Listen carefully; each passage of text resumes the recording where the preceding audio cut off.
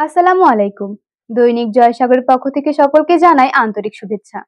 সাথে আছি আমি জান্নাতুল তাহিরা জ্যোতি। এখন সংবাদ শিরোনাম।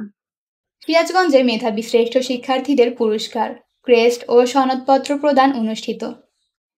এবার বিস্তারিত। সিরাজগঞ্জ প্রতিনিধি শাহ আলমের প্রতিবেদনে।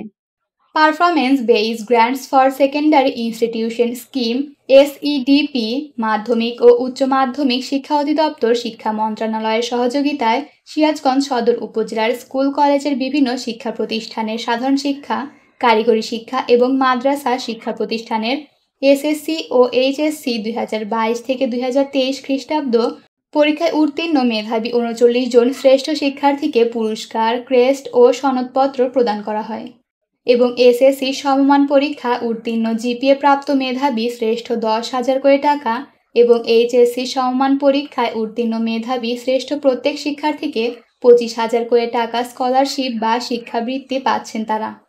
সিরাজগঞ্জ সদর উপজেলা মাধ্যমিক শিক্ষা অফিস সিরাজগঞ্জের আয়োজনে সিরাজগঞ্জ সদর উপজেলা পরিষদ মিলনায়তনে উক্ত অনুষ্ঠানে সভাপতিত্ব করেন জেলা শিক্ষা অফিসার মোহাম্মদ আব্দুল জব্বার।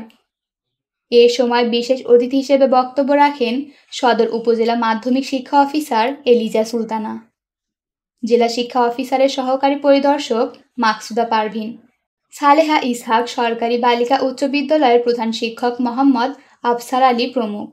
অনুষ্ঠান পরিচালনা করেন সদর উপজেলা একাডেমি সুপারভাইজার মোহাম্মদ আতিকুর রহমান তালুকদার।